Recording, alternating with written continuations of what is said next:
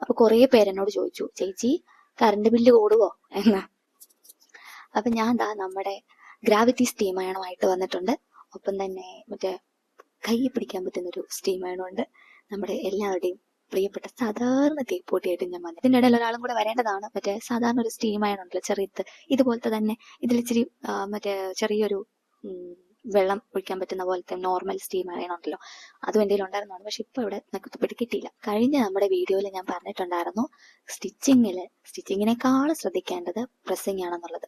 അപ്പോൾ ഒരുപാട് പേര് എന്നോട് ചോദിച്ചു, ചേച്ചി എന്താണ് വ്യത്യാസം, അല്ലെങ്കിൽ ഈ സ്റ്റീം അയണിനെ കുറിച്ചൊന്ന് പറയൂ, എത്ര രൂപയായി, അങ്ങനെയുള്ള കാര്യങ്ങളൊക്കെ ഒന്ന് ഷെയർ ചെയ്യുമെന്ന് ചോദിച്ചിട്ടുണ്ടായിരുന്നു. അപ്പോൾ ആ വീഡിയോയ്ക്ക് നിങ്ങൾ തന്ന സപ്പോർട്ട് ഭയങ്കര വലുതാണ്, എന്നെ സംബന്ധിച്ച് ഭയങ്കര വലുതാണ്. ഒരുപാട് താങ്ക്സ്. അപ്പോൾ നിങ്ങൾക്ക് വേണ്ടിയിട്ടാണ് ഞാൻ ഈ വീഡിയോ ആയിട്ട് വന്നിരിക്കുന്നത്. അപ്പോൾ കഴിഞ്ഞ വീഡിയോയിൽ ഞാൻ ആ ഫിനിഷിങ്ങിനും പെർഫെക്ഷനും ഒക്കെ വേണ്ടിയിട്ട് നിങ്ങൾ ശ്രദ്ധിക്കേണ്ട, അല്ലെങ്കിൽ നമ്മൾ ശ്രദ്ധിക്കേണ്ട ചെറുതും വലുതുമായ എല്ലാ കാര്യങ്ങളും എനിക്കറിയാവുന്ന കാര്യങ്ങളെല്ലാം ഞാൻ അതിനകത്ത് പറഞ്ഞിട്ടുണ്ട്. നിങ്ങൾ ആരെങ്കിലും അത് കണ്ടിട്ടില്ല എന്നുണ്ടെങ്കിൽ അതൊന്ന് കണ്ട് നോക്കിയിട്ട് വരാം കേട്ടോ. നമ്മളിതിലൊരു കമ്പാരിസൺ ആണ് കാണാൻ പോകുന്നത്. എന്തുകൊണ്ടാണ് ഇത് ഞാൻ പ്രിഫർ ചെയ്യുന്നത് എന്നുള്ളതിനൊരു എക്സ്പ്ലനേഷൻ കൂടിയാണ് ഇന്നത്തെ വീഡിയോ. അപ്പോൾ നമ്മൾ പറഞ്ഞിരുന്നു, കഴിഞ്ഞ വീഡിയോയിലും പറഞ്ഞിരുന്നു, രണ്ട് രീതിയിലാണുള്ളത്. ഒന്ന് അയണിങ്, മറ്റൊന്ന് പ്രസ്സിങ് എന്ന് പറയുന്നത്. സ്റ്റിച്ചിങ്ങിന്റെ കാര്യത്തിലേക്ക് വരുമ്പോൾ അയണിങ് എന്ന് പറയുമ്പോൾ എന്താ, നമ്മൾ ക്ലോത്തിനെ കട്ട് ചെയ്യുന്നതിന് മുന്നേ നമുക്ക് എത്ര വേണോ അയൺ ചെയ്യാം. അതായത് അതിന്റെ ചുളിവുകൾ, മടക്കുകൾ, ഇതൊക്കെ നമുക്ക് എടുത്തു കൊടുക്കാൻ പറ്റും. അതുപോലെ തന്നെ സ്റ്റിച്ച് ചെയ്ത് കഴിഞ്ഞ് നമ്മുടെ കയ്യിൽ കിട്ടിയ റെഡി ആയിട്ടുള്ള ഔട്ട്ഫിറ്റിലും നമുക്ക് എത്ര വേണോ അയൺ ചെയ്യാം. അതിലും ഈ പറയുന്ന പോലെ ചുളിവുകൾ, കാര്യങ്ങളൊക്കെ വരും. അതും നമുക്ക് അയൺ ചെയ്ത് റെഡിയാക്കി എടുക്കാം. പക്ഷെ വൺസ് നമ്മൾ ക്ലോത്തിനെ കട്ട് ചെയ്ത് കഴിഞ്ഞാൽ അയണിങ് ചെയ്യാൻ പാടില്ല. അയണിങ് എന്ന് പറഞ്ഞാൽ ഈ തേക്കുന്ന പ്രോസസ്സ് ഉണ്ടല്ലോ, നമ്മളിങ്ങനെ ഇട്ട് ഒരച്ചരച്ച് തേക്കുന്ന പരിപാടി, അതാണ്. എന്തുകൊണ്ട് അത് ചെയ്യാൻ പാടില്ലെന്ന് പറഞ്ഞു കഴിഞ്ഞാൽ, നമ്മൾ ക്ലോത്തിലേക്ക് ഹീറ്റും മോയ്സ്ചറും അല്ലെങ്കിൽ ഹീറ്റ് ഇത് അപ്ലൈ ചെയ്ത് കഴിയുമ്പോഴത്തേനും ക്ലോത്ത് കുറച്ചുകൂടെ സോഫ്റ്റ് ആവും. നമുക്കറിയാം ഫൈബർ, അതായത് ഇഴകൾ കൊണ്ടാണല്ലോ തുണി നെയ്ത് വെച്ചിരിക്കുന്നത്. ഫൈബറാണ് ഇതിനകത്തുള്ളത്. പല ടൈപ്പ് ഫൈബർ ഉണ്ട്, പക്ഷെ ഫൈബർ കൊണ്ടിട്ടാണ് ക്ലോത്തിനെ നിർമ്മിച്ചിരിക്കുന്നത്. അപ്പൊ നമ്മൾ ഈ ഹീറ്റും മോയ്സ്ചറും ക്ലോത്തിലേക്ക് നമ്മൾ അപ്ലൈ ചെയ്ത് കൊടുക്കുമ്പോഴത്തേനും ഇതൊന്നുകൂടെ സോഫ്റ്റനാകും, ഇതൊന്നുകൂടെ മോൾഡബിൾ ആകും. അതായത് നമ്മൾ എങ്ങനെയാണോ അതിനാക്കി തീർക്കാൻ ഉദ്ദേശിക്കുന്നത് ആ പരുവത്തിലേക്ക് അതാകും. നിങ്ങൾ ശ്രദ്ധിച്ചിട്ടുണ്ടോ എന്ന് അറിയത്തില്ല, ഏതെങ്കിലും വീഡിയോസിൽ ചിലപ്പോൾ കണ്ടിട്ടുണ്ടാവും. അതായത് നല്ല എക്സ്പേർട്ട് ആയിട്ടുള്ള ടൈലേഴ്സ്, പ്രസ്സിങ്ങിൽ കോൺസെൻട്രേറ്റ് ചെയ്യുന്ന ആൾക്കാർ, അവര് സ്ട്രെയിറ്റ് പീസിനെ പോലും അവർക്ക് ബയാസ് സ്ട്രക്ചറിലേക്ക് കൊണ്ടുവരാൻ പറ്റും. നിങ്ങൾ കണ്ടിട്ടുണ്ടാവും ചിലപ്പോഴൊക്കെ ഏതെങ്കിലുമൊക്കെ വീഡിയോസിൽ ഇങ്ങനെ സ്ട്രെയിറ്റ് ആയിട്ടിരിക്കുന്ന പീസിനെ ഇങ്ങനെ കേർവ് ചെയ്ത് കൊണ്ടുവരുന്ന കണ്ടിട്ടില്ലേ. ഓക്കെ, അതിതുകൊണ്ടാണ് നമുക്ക് ഈ ഹീറ്റും മോയ്സ്ചറും അപ്ലൈ ചെയ്ത് കഴിയുമ്പോൾ ക്ലോത്ത് സോഫ്റ്റ് ആവും, അത് മോൾഡബിൾ ആകും, അത് ഫ്ലെക്സിബിൾ ആകും. അപ്പോൾ അതിനെ നമുക്ക് ഇഷ്ടം, നമ്മൾ എന്ത് ഷേപ്പാണോ അതിൽ ആക്കി തീർക്കാൻ ഉദ്ദേശിക്കുന്നത് അത് ആ ഷേപ്പിലേക്ക് മാറും. നമ്മൾ ഹീറ്റ് കൊടുക്കുന്നു, ഒപ്പം തന്നെ നമ്മൾ പ്രസ് ചെയ്ത് പുൾ ചെയ്തൊക്കെ കൊടുക്കുമ്പോഴത്തേനും ആ ഇഴകൾ അങ്ങോട്ടും ഇങ്ങോട്ടും അഡ്ജസ്റ്റ് ആവാൻ തുടങ്ങും. അപ്പോൾ ഒരു 2 ഇഞ്ചിൽ നമ്മൾ കട്ട് ചെയ്ത് വെച്ചിരിക്കുന്ന ക്ലോത്ത് ഒരു 2.25 വരെയൊക്കെ പോകും. ഇതിന്റെ ആ ഫൈബർ തമ്മിൽ ഗ്യാപ്പുകൾ ഉണ്ടായിട്ട് അത് ആ സ്പേസ് ക്രിയേറ്റ് ചെയ്യും. അപ്പോൾ അതുകൊണ്ടാണ് നമ്മൾ കട്ട് ചെയ്ത് കഴിഞ്ഞു കഴിഞ്ഞാൽ പിന്നെ അയണിങ് ചെയ്യരുതെന്ന് പറയുന്നത്, ഒള്ളി പ്രസ്സിങ് എന്നുള്ള കാര്യം. ഓക്കെ, നമ്മളപ്പം യൂഷ്വലി ചെയ്യുന്നത് ഹീറ്റ് കൊടുക്കുന്നു, സ്റ്റീം കൊടുക്കുന്നു, ആ പർട്ടിക്കുലർ ഏരിയയിൽ നമുക്ക് എന്ത് ഷേപ്പാണോ പ്ലേസ് ചെയ്യാൻ നമ്മൾ ഉദ്ദേശിക്കുന്നത് അത് വെച്ച് നമ്മൾ ആ ഷേപ്പ് പ്ലേസ് ചെയ്യുന്നു. പിന്നെന്താ, ആ ക്ലോത്തിനെ ഒന്ന് തണുക്കാൻ അനുവദിക്കുന്നു. അത് പിന്നെ പെർമനന്റ്, ആ ഷേപ്പ് അത് പെർമനന്റ് ആയിരിക്കും. നിങ്ങൾ ശ്രദ്ധിച്ചു നോക്കിയിട്ടുണ്ടാവും, ഒരു ബൊട്ടീക്ക് പോയി അല്ലെങ്കിൽ ഒരു സാധാരണ ടൈലർ ഷോപ്പ് പോയി, അതും അല്ലെങ്കിൽ നിങ്ങൾ തയ്ച്ചു വെച്ചിരിക്കുന്ന പ്ലീറ്റഡ് കുർത്തീസ് ഒന്ന് എടുത്ത് നോക്കാം. അവര് ചെയ്തു വെച്ചിരിക്കുന്ന ഓരോ പ്ലേറ്റ്സും ഒരു 10 അല്ല 15 പ്രാവശ്യം നിങ്ങൾ വാഷ് ചെയ്തെന്ന് പറഞ്ഞാലും അത് അവിടെ തന്നെ കാണും. ചില റെഡിമെയ്ഡ്സ് ഒക്കെ എടുത്ത് വെച്ചിട്ട് നമ്മൾ അവർ മടക്കി വെച്ചിരിക്കുന്ന ഒരു ഇതാണല്ലോ, ഒരു പ്രസ് ചെയ്ത് വെച്ചിരിക്കുന്ന ആ ഒരു ക്രീസ് ഉണ്ടല്ലോ, ഇത് നമ്മൾ എത്ര വാഷ് ചെയ്തെന്ന് പറഞ്ഞാലും ചിലപ്പോൾ അത് പോകാൻ സാധ്യത വളരെ കുറവാണ്.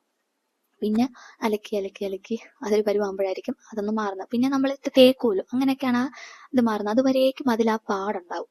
അപ്പൊ അതുപോലെ അവര് ഈ പറയുന്ന പ്രസ്സിങ്ങിൽ കോൺസെൻട്രേറ്റ് ചെയ്യുന്നുണ്ട്. ഇനി പ്രസ്സിങ്ങിൽ തന്നെ രണ്ടല്ല ഒരുപാട് കാറ്റഗറീസ് ഉണ്ട്. ഭയങ്കര വലിയ ഒരു എന്താ പറയാ ബിസിനസ് അല്ലെങ്കിൽ കൊമേഴ്ഷ്യൽ ആയിട്ടുള്ള സംഭവത്തെ കുറിച്ച് പറയുകയാണെങ്കിൽ നമ്മൾ കണ്ടിട്ടുണ്ടാവും, ടേബിളും മറ്റേ സ്റ്റീമും ഈ ഇതൊക്കെ ആയിട്ട് ഭയങ്കര സെറ്റപ്പ് ചെയ്തിട്ടുള്ളൊരു സംഭവം. അതാണ് നമ്മൾ ഈ കൊമേഴ്ഷ്യൽ ആയിട്ടുള്ള കാര്യങ്ങൾക്ക് വേണ്ടിയിട്ട് പൊതുവെ കാണുന്നത്. പക്ഷെ ഇതെന്ന് പറഞ്ഞാൽ അതിന്റെ ഒരു മിനി വേർഷൻ എന്ന് വേണമെങ്കിൽ പറയാം. ഏതാ ഗ്രാവിറ്റി സ്റ്റീം എന്ന് പറയുന്നത് അതിന്റെ ഒരു മിനി വേർഷൻ ആണ്. അതുപോലെ ഇത് പെർഫോം ചെയ്യാൻ പറ്റും. നോർമൽ അയൺ ബോക്സിനെ പോലെ അതിന് പെർഫോം ചെയ്യാൻ പറ്റും, ഒരു നടുക്ക് നിൽക്കുന്ന ഒരാൾ. അതാണ്. ഇനി അപ്പൊ ഞാൻ പറഞ്ഞു ഇതിന്റെ പർപ്പസ് എന്താണ്, പ്രസ്സിങ് എന്താണ്. അപ്പൊ ചിലർക്ക് തോന്നാം, ഞാൻ കഴിഞ്ഞ വീഡിയോയിലും പറഞ്ഞിട്ടുണ്ടായിരുന്നു, നമുക്ക് സാധാരണ ഒരു അയൺ ബോക്സും ഒരു സ്പ്രേ ബോട്ടിലും ഉണ്ടെങ്കിൽ കാര്യം നടക്കുക എന്നുള്ളത്. കാര്യം നടക്കും, പക്ഷെ അത്ര ഷാർപ്പനായിരിക്കത്തില്ല അതിന്റെ റിസൾട്ട് എന്ന് പറയുന്നത്. അതായത് ഇതും തമ്മിൽ എന്തെല്ലാം വ്യത്യാസങ്ങളുണ്ടെന്നാണ് നമുക്ക് നോക്കാൻ പോകുന്നത്.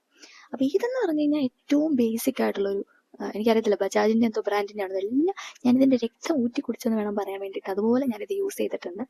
ഇത് മേടിച്ച് കഴിഞ്ഞ് കഴിഞ്ഞപ്പം ഞാൻ ഞാൻ പറഞ്ഞില്ലേ ചെറിയ ഇതുപോലെ തന്നെ നമുക്ക് കിട്ടൂല ചെറിയ സ്റ്റീം അയൺ, അതുണ്ടായിരുന്നു. അതുണ്ടായിരുന്നു. അപ്പൊ അത് വെച്ച് പെർഫോം ചെയ്യുമ്പോഴത്തേനും കാര്യം നടക്കും. പക്ഷെ ഈ പറയുന്ന പോലെ അതിൽ പക്ഷെ ഒരു ലാസ്റ്റ് ചെയ്യത്തില്ല. ഒന്ന് വാഷ് ചെയ്ത് കഴിയുമ്പോഴത്തേനും അതിന്റെ ആ ഒരു സ്ട്രക്ചർ പഴയപടി തന്നെ ആകും. അതുകൊണ്ട് എനിക്കത് വലിയ താല്പര്യമില്ലായിരുന്നു. പിന്നെ ഒരുപാട് യൂട്യൂബിലൊക്കെ വീഡിയോസ് കണ്ടു. പിന്നെ മറ്റേ ഫിലിപ്സിന്റെ വലിയൊരു സ്റ്റീം അയൺ ഉണ്ടല്ലോ, നിങ്ങൾ കണ്ടിട്ടുണ്ടാവും. അതിങ്ങനെ ഹാങ് ചെയ്തിട്ടിട്ട് അയൺ ചെയ്യുന്ന ടൈപ്പ്. അപ്പൊ ഞാനത് ഓർത്തു അന്ന് അത് മേടിക്കാം. പക്ഷെ അതിന് 7000 സംതിങ് റേറ്റ് ഉണ്ട്. അപ്പൊ ഞാൻ ഓർത്തു അത് അത്രയും നല്ല പെർഫോമൻസ് ആയിരിക്കും എന്നായിരുന്നു എന്റെ പ്രതീക്ഷ. പക്ഷെ പോകെ പോകെ ഞാൻ പലരോടും ചോദിച്ച് എനിക്ക് മനസ്സിലായി അത് നമുക്ക് ടൈലറിങ് പർപ്പസിന് പറ്റുന്നതല്ല. കാരണം ഞാൻ പറഞ്ഞുതരാം. റെഡി ആയിട്ടുള്ള ഒരു ഗാർമെന്റ് ആണെന്ന് വിചാരിക്കുക. അതിനെ നമുക്കൊന്ന് ഹാങ് ചെയ്തിട്ട് സ്റ്റീം കൊടുത്ത് അതിൻ്റെ ഉള്ളിലുള്ള ചുളിവുകൾ വേണമെന്നുണ്ടെങ്കിൽ നമുക്ക് അത് വെച്ച് മാറ്റാം. ഓക്കെ. അതുപോലെ തന്നെ ഈ ബീഡ്സ്, ആരി വർക്ക്, എംബ്രോയിഡറി, സിൽക്കിന്റെ ഒക്കെ എംബ്രോയിഡറി വരുന്ന ഡ്രസ്സുകളുണ്ടല്ലോ, ഇതൊക്കെ നമുക്ക് ഡയറക്റ്റ് ഇതുപോലൊരു ഇത് വെച്ച് ചെയ്യുന്നത് റിസ്ക് ആണെന്ന് പറഞ്ഞു കഴിഞ്ഞാൽ പ്രോപ്പറായിട്ട് നമുക്ക് ചെയ്യാൻ പറ്റത്തില്ല. സിൽക്ക് ത്രെഡ് പോലുള്ള ത്രെഡ് ആണെങ്കിൽ ഉരുകി പോകാനൊക്കെ ചാൻസ് ഉണ്ട്. അതുകൊണ്ട് അതും നമുക്കത്ര സേഫ് അല്ല. അങ്ങനെയൊക്കെ ഉള്ള കേസിൽ നമുക്ക് ആ സ്റ്റീമർ കൊടുക്കാം. അപ്പൊ ഞാൻ നോക്കിയപ്പോ എല്ലാരും പറയുന്നത് നല്ലതാണല്ലോ. അപ്പൊ അതിന്റെ ഒരു മിനി വേർഷൻ എന്നുള്ള പോലെയാണ് ഞാൻ ഇത് മേടിച്ചത്. ഇത് അഗാറോന്റെ മറ്റേ പിടിക്കാൻ പറ്റുന്ന പോലത്തെ ഒരു സ്റ്റീമർ. അപ്പൊ ഞാൻ ഇത് ഈ അയൺ ബോക്സ് പോലെ ഇങ്ങനെ നമ്മൾ പ്രസ് ചെയ്യാനൊക്കെ യൂസ് ചെയ്ത് നോക്കി. ചുളിവ് മാറുന്നുണ്ട്. മറ്റേ സ്റ്റീം അയൺ ഉണ്ടല്ലോ ചെറുത്, അതുപോലെ തന്നെയാണ് അതിന്റെ വർക്കിംഗ് വരുന്നത്. വലിയ വേരിയേഷൻ ഒന്നും എനിക്ക് ഫീൽ ചെയ്തില്ല. പിന്നെ അത്ര പെർഫെക്ഷനും ഇതിൽ നിന്ന് എനിക്ക് കിട്ടിയിട്ടില്ല. അതുകൊണ്ട് തന്നെ ഇത് ഞാൻ പെട്ടി പൂട്ടി. പിന്നെ ഞാൻ ഇതിൽ തന്നെയായിരുന്നു വീണ്ടും ചെയ്തോണ്ടിരുന്നത്. അപ്പോൾ ഒരുപാട് നമ്മൾ കാണിപ്പോൾ ഇൻസ്റ്റാഗ്രാമും യൂട്യൂബും ഒക്കെ ഒരുപാട് നമ്മൾ കാണുന്നുള്ളതുകൊണ്ട് നമുക്കറിയാം എല്ലാ ടൈലർ മാസ്റ്റേഴ്സിന്റെ കയ്യിൽ ഈ ഒരു സാധനം ഉണ്ടെന്നുള്ളത്. കൂടുതലും നോർത്ത് ഇന്ത്യൻസ് സ്റ്റൈലിലൊക്കെ വരുമ്പോൾ ആണ് ഇത് കൂടുതലും കണ്ടുവരുന്നത്. നമ്മുടെ ഇവിടങ്ങളിലൊക്കെ അല്ലെങ്കിൽ കുറച്ചുകൂടെ ഉൾപ്രദേശം അല്ലെങ്കിൽ നാട്ടുപ്രദേശത്ത് തയ്യക്കടയിലൊന്നും ഞാനിത് കണ്ടിട്ടില്ല.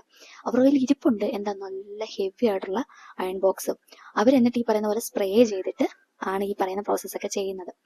അപ്പോൾ എനിക്ക് മനസ്സിലായി ഇതിലേക്ക് ഇൻവെസ്റ്റ് ചെയ്യണം എന്നുള്ളത്. കാരണം വേറെ ഓപ്ഷൻസ് ഒന്നും നമുക്ക് ഈ പറയുന്ന ഫിനിഷിങ് തരുന്നില്ല. അതുകൊണ്ട് ഞാൻ രണ്ടും കൽപ്പിച്ച് ഇത് മേടിക്കാം എന്ന് തീരുമാനിച്ചു. അങ്ങനെ ഞാൻ തപ്പി ഓൺലൈനിലൊക്കെ ഈ പറയുന്ന പോലെ സിൽവർ സ്റ്റാർ അങ്ങനെയൊക്കെ പറഞ്ഞ പല ബ്രാൻഡിന്റെയും നമുക്ക് അവൈലബിൾ ആണ്. അപ്പോൾ ഞാൻ ഇൻസ്റ്റയിൽ തന്നെ ഇങ്ങനെ ഫോളോ ചെയ്യുന്ന കാരണം ജാക്കിന്റെ ഡീലേഴ്സിന്റെ ഒരു പേജ് ഉണ്ട്. ഞാൻ അത് എപ്പോഴും ഇങ്ങനെ ഫോളോ ചെയ്യുന്ന ഒരാളാണ്. അപ്പോൾ അവരുടെ കയ്യിൽ 2 വേർഷൻസ് എന്തോ ഉണ്ട്. ജാക്കിന്റെ ഉണ്ട്, വേറെ ഏതോ ബ്രാൻഡിന്റെ ഉണ്ട്. അപ്പൊ ഞാൻ ഓർത്ത് മേടിക്കുമ്പോൾ അത്യാവശ്യം നല്ലതൊരെണ്ണം മേടിക്കാം എന്നോർത്ത് ഞാൻ മേടിച്ചു. അപ്പം മേടിക്കുന്നിടം വരേക്കും എനിക്കിതിന്റെ വേരിയേഷൻ എന്താണ്, ഇതിൽ ഇവർ പറയുന്ന പെർഫെക്ഷൻ എന്താണെന്നൊന്നും എനിക്ക് വലിയ ധാരണയില്ല. ഇവർ പറയുന്നുണ്ട്, ആൾക്കാരൊക്കെ പറയുന്നുണ്ട് ഇത് ഭയങ്കര സംഭവമാണെന്ന്. അതുവരേക്കും യൂസ് ചെയ്യാത്തതുകൊണ്ടായിരിക്കും നമുക്കറിയത്തില്ല. വേറൊരാളുടെ കയ്യിൽ മേടിച്ച് ഉപയോഗിച്ച് നോക്കാനുള്ള അവസരമൊന്നും നമുക്ക് കിട്ടിയിട്ടില്ലല്ലോ. അതുകൊണ്ട് അതൊരു കൺഫ്യൂഷൻ ആയിട്ട് നിൽപ്പുണ്ടായിരുന്നു. എന്നാലും വേണ്ടില്ല, ധൈര്യമായിട്ട് ഞാൻ മേടിച്ചു. ഞാൻ പറഞ്ഞല്ലോ 4000 രൂപയായിട്ടുണ്ട് എനിക്കിതിന്. ജാക്കാണ് ബ്രാൻഡ്. ഓൺലൈനാണ് ഞാൻ മേടിച്ചത്. ഇൻസ്റ്റാഗ്രാം ത്രൂ ആണ് മേടിച്ചത്. നിങ്ങൾക്ക് ജാക്ക് തന്നെ വാങ്ങണം എന്ന് ഞാൻ പറയത്തില്ല. നിങ്ങൾക്ക് അഫോർഡബിൾ ആയിട്ട് നിങ്ങൾക്ക് അവൈലബിൾ ആയിട്ടുള്ള സംഭവം നിങ്ങൾക്ക് മേടിക്കാം. ഓക്കെ. ഇതിനെക്കുറിച്ച് റിസർച്ച് ചെയ്ത് ഏത് ബ്രാൻഡ് വേണം അല്ലെങ്കിൽ എങ്ങനെയുള്ള ടൈപ്പ് വേണമെന്നൊക്കെ നിങ്ങൾക്ക് തീരുമാനിക്കാം കേട്ടോ. അത് നിങ്ങളുടെ ഇഷ്ടം. ഓക്കെ. ഇനി നമുക്ക് ഇതെങ്ങനെയാണ് സ്പെഷ്യൽ ആവുക എന്നുള്ളത് പറയാം. നിങ്ങൾ ഇത് കണ്ടോ, ഇതിന്റെ വാട്ടർ ടാങ്ക് ആണ്. ഇതിനെ നമ്മൾ പറയുന്നത് ഈ ഗ്രാവിറ്റി സ്റ്റീം അയൺ എന്നാണ് പറയുന്നത്. കാരണം ഇതിങ്ങനെ എത്രത്തോളം ഹൈറ്റിൽ നമുക്ക് വെക്കാൻ പറ്റുന്നോ അത്രയും പ്രഷർ ആയിരിക്കും. അപ്പൊ എത്രത്തോളം നമ്മൾ ഇതിൽ ഹൈറ്റിൽ വെക്കുന്നോ അത്രയും പ്രഷർ നമുക്ക് ഡയറക്റ്റ് ആയിട്ട് ഇതിന്റെ ഈ പൈപ്പിലേക്ക് വരും. പക്ഷെ നമുക്കറിയാം ഇതിന്റെ മേളിൽ വെള്ളമുള്ള ഒരു ടൈപ്പ് ഇല്ലേ, അതിന്റെ പ്രശ്നം എന്നാന്ന് വെച്ച് കഴിഞ്ഞാല് എപ്പോഴാണ് ഹീറ്റ് വരുന്നത്, എപ്പോഴാണ് സ്പ്രേ വരുന്നത്, എപ്പോഴാണ് സ്റ്റീം വരുന്നത് ഒന്നും പറയാൻ പറ്റില്ല. നമ്മൾ ഇതിന് അവിടെ ഇങ്ങനെ ഒരു ബട്ടൺ ഉണ്ട്, ഇങ്ങനെ ഒന്ന് സ്പ്രേ ചെയ്ത് കൊടുക്കാനും ഒന്ന് സ്റ്റീം വരുത്താനും വേണ്ടിയിട്ടുള്ളത്. നിങ്ങൾ ഈ സ്റ്റീം വരുത്താനുള്ളത് ഞെക്കുമ്പോഴത്തേന് എന്നും പറഞ്ഞുകൊണ്ട് ആദ്യം ഒരു ഒരു കുതിപ്പുണ്ട്. പക്ഷെ ആ കുതിപ്പ് കണ്ടിന്യൂസ്ലി കിട്ടത്തില്ല. ആ ഒരൊറ്റ കുതിപ്പായിരിക്കും മെയിൻ. അതുപോലെ തന്നെയാണ് ഇത് കണ്ടിന്യൂസ് സ്റ്റീം വരുമെങ്കിലും ഉണ്ടല്ലോ ആ ഉദ്ദേശിക്കുന്ന ഒരു പവർ കിട്ടുന്നില്ല. ജസ്റ്റ് സ്റ്റീം വരും എന്നുള്ളതേ ഉള്ളൂ. അപ്പൊ സ്റ്റീം നമുക്കറിയാം ഭയങ്കര ഡേഞ്ചർ ആണ്, കൈകാര്യം ചെയ്യുമ്പോൾ നല്ലോണം സൂക്ഷിക്കണം കേട്ടോ. എനിവേസ്, ഇതെന്ന് പറഞ്ഞാൽ നല്ല പവർ ഉണ്ട്. സ്റ്റീമിനാണെങ്കിലും ശരി, ഇതിന്റെ വെയിറ്റിനാണെങ്കിലും ശരി. അപ്പൊ കുറെ പേരെന്നോട് ചോദിച്ചു, ചേച്ചി കറണ്ട് ബില്ല് കൂടുവോ എന്ന്. അപ്പൊ എനിക്ക് പറയാനുള്ളത്, കൂടത്തില്ലെന്നല്ല, ഇച്ചിരി കൂടും, കുറച്ച് കൂടും, സത്യമാണത്. കാരണം ഞാൻ അതുപോലെ ഇത് യൂസ് ചെയ്യുന്നുണ്ട്. അപ്പോൾ ഇതിനേക്കാളും ഞാനിപ്പോ ഇത് യൂസ് ചെയ്യുന്നുണ്ട്. സ്റ്റീം ആണല്ലോ, മറ്റേത് ഹീറ്റ് മാത്രം ഉണ്ടായിരുന്നു, ഇതിന് സ്റ്റീമും വരുന്നുണ്ട്. അപ്പൊ അതിന്റെ ചെറിയ വേരിയേഷൻ നമ്മുടെ കറണ്ട് ബില്ലിൽ കാണും. എന്ന് പറഞ്ഞാൽ ഭയങ്കരമായിട്ടുള്ള വേരിയേഷൻ അല്ല കേട്ടോ. നിങ്ങൾ വിചാരിക്കും ഇത് തമ്മിലുള്ള വ്യത്യാസം എന്ന് പറയുന്നത് ഇതിന്റെ ചൂടാണെന്നുള്ളത്. ചിലരെങ്കിലും അങ്ങനെ വിചാരിച്ചു, അതായത് ഇതിനെന്തോ ചൂട് കുറവും അതിനെന്തോ ഭയങ്കര ചൂടും, അത് കാരണമാണ് തുണി ഭയങ്കര ക്രിസ്റ്റൽ ക്ലിയർ അല്ലെ ഷാർപ്പ് ആവുന്നൊന്നും. അങ്ങനെയല്ല. ക്ലോത്തിൽ ഇതിനകത്ത് വരുന്ന ഹീറ്റ് നമുക്ക് രണ്ടും കൺട്രോൾ ചെയ്യാൻ പറ്റും. എന്താ, ഇതില് സിൽക്ക് മറ്റേ കോട്ടൺ എന്നൊക്കെ പറഞ്ഞ് നമുക്ക് കൺട്രോൾ ചെയ്യാൻ പറ്റുന്ന പോലെ ഇതിനകത്തും ഹീറ്റിംഗ് കൺട്രോളിങ്. അത് പക്ഷെ നമ്പേഴ്സ് ആണ് കൊടുത്തിരിക്കുന്നത്, 1 2 3 4 എന്ന് പറഞ്ഞിട്ട് നമ്പേഴ്സ് ആണ് കൊടുത്തിരിക്കുന്നത്. ഈ നമ്പേഴ്സിൽ നമുക്ക് അഡ്ജസ്റ്റ് ചെയ്യാൻ പറ്റും. ഏറ്റവും ചെറുത് സിൽക്കിന് ഉള്ള പോലെ നമുക്ക് കൺട്രോൾ ചെയ്തെടുക്കാൻ പറ്റും. അപ്പൊ ഹീറ്റിലല്ല വ്യത്യാസം. പിന്നെ ചിലരെന്നോട് ചോദിച്ചു, ചേച്ചി ഇതെന്താ ഉരുകുകയില്ലേ, നമ്മൾ വേറെ തുണിയിൽ വെച്ചാൽ അത് ഉരുകുകയില്ലേ? അങ്ങനെയൊന്നുമല്ല, ഇതുപോലെ തന്നെയാണ് ഇതിന്റെ ഫംഗ്ഷനും. പക്ഷെ വേരിയേഷൻ വരുന്നത് ഇതിന്റെ ഈ പറയുന്ന ഹെവി ആയിട്ടുള്ള സ്റ്റീമിലും ഹെവി ആയിട്ടുള്ള പ്രഷറിലുമാണ്. അതാണ് നമുക്ക് വേണ്ടതും. ബേസിക്കലി ഇത്രയേ ഉള്ളൂ. സാധാരണ അയൺ ബോക്സും ഗ്രാവിറ്റി സ്റ്റീം അയൺ ബോക്സും തമ്മിലുള്ള വേരിയേഷൻ ടെമ്പറേച്ചറിലല്ല, ഇതിൽ കൊടുക്കുന്ന ആ സ്റ്റീമിലാണ് വ്യത്യാസം. അതായത് നല്ല പ്രഷറും കണ്ടിന്യൂസ് ആയിട്ടുള്ള സ്റ്റീമുമാണ് ഇതിനെ ഹൈലൈറ്റ് ചെയ്തിരിക്കുന്നത്. ഇത് നമുക്ക് ഈസി ആയിട്ട് ക്യാരി ചെയ്യാം, ഇതും നമുക്ക് ഈസി ആയിട്ട് ക്യാരി ചെയ്യാം. ഇതിന്റെ അടുത്ത വേർഷൻ അതും നമുക്ക് ഈസി ആയിട്ട് ക്യാരി ചെയ്യാം, ഇതും നമുക്ക് ഈസി ആയിട്ട് ക്യാരി ചെയ്യാം. പക്ഷെ ഇത് നമുക്ക് ഈസി അല്ല, ഇത് വെയിറ്റ് ഉണ്ട്. ഇത് നമുക്ക് പറയുന്ന പോലെ ചുമ്മാ എടുത്തും അങ്ങനെ നടക്കാൻ പറ്റില്ല, ഇച്ചിരി ബലമുണ്ട്. എനിക്കെന്ന് പറഞ്ഞാൽ എന്നെ സംബന്ധിച്ചത് ഇച്ചിരി കൂടുതൽ വെയിറ്റ് ആണ്. ഓക്കെ, പക്ഷെ നമ്മുടെ കൺവീനിയന്റിന് വേണ്ടിയിട്ടല്ല, അതായത് നമ്മുടെ സൗകര്യത്തിന് വേണ്ടിയിട്ടല്ല ഈ സാധനം ഉള്ളത്. ഇത് ഇതിന്റെ പർപ്പസിന് വേണ്ടിയിട്ട് ഉണ്ടാക്കിയിട്ടുള്ളതാണ്, ഇൻഡസ്ട്രിയൽ പർപ്പസിന് വേണ്ടിയിട്ട് ഉണ്ടാക്കിയെടുത്തിട്ടുള്ള സാധനമാണ് ഇത്. അത് നമ്മൾ മനസ്സിലാക്കണം. അപ്പോൾ ഒരു ടൈലർ ആണ്, ടൈലറിങ് ഷോപ്പ് ഉണ്ട്, ബൊട്ടീക്ക് ഉണ്ട്, അല്ലെങ്കിൽ നിങ്ങൾക്ക് വീട്ടിലിരുന്നാണെങ്കിലും എന്നെ പോലെ വീട്ടിലിരുന്നാണെങ്കിലും നമുക്ക് നമ്മൾ ചെയ്യുന്ന വർക്കിൽ കുറച്ചുകൂടെ നീറ്റ്നെസ് വേണം, പെർഫെക്ഷൻ വേണം, ഫിനിഷിങ് വേണം എന്നൊക്കെ ഉണ്ടെങ്കിൽ ഉറപ്പായിട്ട് ഇൻവെസ്റ്റ് ചെയ്യാൻ പറ്റുന്ന ഒരാളാണിത്. ഞാൻ എനിക്ക് നല്ല റിയലൈസേഷൻ ഉണ്ട്. അതായത് നിങ്ങളൊരു നല്ല ഇൻഡസ്ട്രിയൽ തയ്യൽ മെഷീനേക്കാളും നിങ്ങൾ ഇൻവെസ്റ്റ് ചെയ്യേണ്ടത് ഒരു പക്ഷേ ഇതുപോലൊരു സംഭവത്തിലേക്കാണ്. കാരണം നമുക്ക് സാധാരണ ചവിട്ടുന്ന മെഷീനിലോ അല്ലെങ്കിൽ അമ്പർല ടോപ്പ് മെഷീനിലൊക്കെ സ്റ്റിച്ച് ഒരുവിധം കറക്റ്റ് ആക്കി കിട്ടിയാൽ മാത്രം മതി, നമുക്ക് സ്റ്റിച്ചിങ്ങിൽ ഒപ്പിക്കാം. പക്ഷെ ആ ലുക്ക് മാറ്റണം എന്നുണ്ടെങ്കിൽ ഇവരാരും പോരാ. ഞാൻ പറഞ്ഞില്ല, ഇവിടെ ഒരാൾ മൂന്നാമനും കൂടെ ഉണ്ട്, അത് പോരാ. ഇതുണ്ടെങ്കിൽ ആ ഒരു ലുക്ക് നമുക്ക് അച്ചീവ് ചെയ്യാൻ പറ്റുള്ളൂ. അപ്പൊ ഞാൻ പറഞ്ഞില്ലേ, ഇതിന് നമ്മൾ ഇതുണ്ട്, ഇതിലൊരു ബട്ടൺ ഉണ്ട് ഇവിടെ ഈ ഹാൻഡിലിന്റെ ഇവിടെ. ഇതിൽ ഞെക്കുമ്പോഴത്തേനും ആദ്യം നമ്മൾ ഹീറ്റ് ആവാൻ കുറച്ച് സമയം കൊടുക്കണം കേട്ടോ. അത് കഴിഞ്ഞ് കഴിയുമ്പോഴത്തേനും ഇവിടെ നമ്മൾ ഈ ബട്ടണിൽ ഞെക്കി കഴിയുമ്പോഴത്തേനും ഇവിടുന്ന് കണ്ടിന്യൂസ് സ്റ്റീം ആയിരിക്കും വരുന്നത്. അതേസമയത്ത് ഞാൻ പറഞ്ഞില്ലേ, മറ്റേതാണെന്നുണ്ടെങ്കിൽ ഇങ്ങനെ നമ്മൾ വെച്ച് കഴിഞ്ഞാൽ ആദ്യം ഒരു റൂമെന്നും പറഞ്ഞ് വരുമെന്നല്ലാതെ കുറെ കഴിയുമ്പോഴത്തേനും അതിന്റെ ആ പവർ കുറയും, അതിന്റെ ആ സ്റ്റീം കുറയും. കുറച്ചുകൂടെ കഴിയുമ്പോൾ ആ ബോട്ട് അതിനകത്ത് നിറച്ചിരിക്കുന്ന വെള്ളം തന്നെ തരും.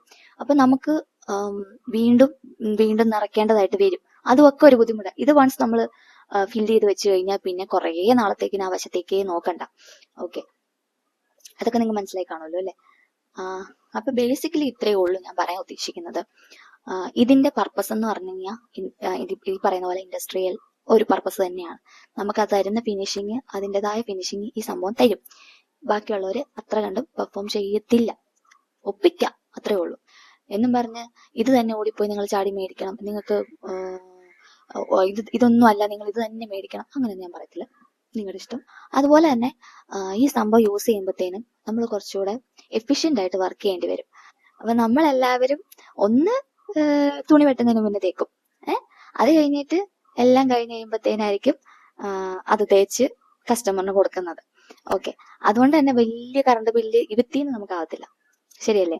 അതുപോലെ തന്നെ എന്നോട് ഒരാൾ ചോദിച്ചാണ്, ചേച്ചി നമ്മൾ ഇതിങ്ങനെ കണ്ടിന്യൂസ്ലി, ഞാൻ കഴിഞ്ഞ വീഡിയോ പറഞ്ഞിട്ടല്ലോ, എന്താണ് വൺസ് സ്റ്റിച്ച് ചെയ്ത് കഴിയുമ്പോഴത്തേന് നമ്മൾ അത് പ്രസ് ചെയ്ത് അത് സീറ്റ് ചെയ്തെടുക്കണം, അതായത് സ്റ്റിച്ച് ചെയ്യുമ്പോൾ പ്രസ് ചെയ്യാം എന്നുള്ളത് ഞാൻ പറഞ്ഞിട്ടുണ്ടായിരുന്നു. അപ്പോൾ അവർ ചോദിച്ചത്, ഇങ്ങനെ നമ്മൾ കണ്ടിന്യൂസ്ലി യൂസ് ചെയ്യുമ്പോഴത്തേനും കറണ്ട് ബില്ല് കൂടുമല്ലോ എന്നാണ്. അപ്പൊ നമ്മൾ എഫിഷ്യന്റ് ആയിട്ട് വർക്ക് ചെയ്യാന്നുള്ളതാണ് അതിനകത്തെ ഒരു സൊല്യൂഷൻ എന്ന് പറയുന്നത്. എഫിഷ്യന്റ് ആയിട്ട് ഈ സംഭവം യൂസ് ചെയ്യാന്നുള്ളത് മാത്രമേ ഉള്ളൂ. എഫിഷ്യൻ്റ് ആയിട്ട് ഇത് എങ്ങനെ യൂസ് ചെയ്യുക എന്നുള്ളതാണ് അടുത്ത ടോപ്പിക് എന്ന് പറയുന്നത്. അത് നമുക്കൊരു കട്ടിങ്ങും സ്റ്റിച്ചിങ്ങും ഒക്കെ വരുന്നൊരു വീഡിയോയിൽ കാണാമേ. അപ്പോൾ ഇതിനെക്കുറിച്ച് ഒരു ബേസിക് ഐഡിയ കിട്ടിക്കാണുമെന്നാണ് എൻ്റെ ഒരു വിശ്വാസം. അപ്പോൾ ഇനി മുന്നോട്ടുള്ള വീഡിയോസിൽ ഇതെങ്ങനെ നമുക്ക് വർക്ക് ചെയ്യണം എന്നുള്ളതിനെക്കുറിച്ചൊക്കെ കാണാം. ഈ പറയുന്ന പോലെ കറണ്ട് ചാർജ് സേവ് ചെയ്തും വർക്ക് സേവ് ചെയ്തും ഒക്കെ നമുക്ക് എങ്ങനെയാണ് വർക്ക് ചെയ്യുക എന്നുള്ളത് കണ്ടു നോക്കാം. അപ്പോൾ ഈ വീഡിയോ ഇത്രയേ ഉള്ളൂ. നിങ്ങൾക്ക് യൂസ്ഫുൾ ആയി ഞാൻ പ്രതീക്ഷിക്കുന്നു. അടുത്തൊരു വീഡിയോ ആയിട്ട് ഞാൻ വേഗം വരാം. അതുവരെയും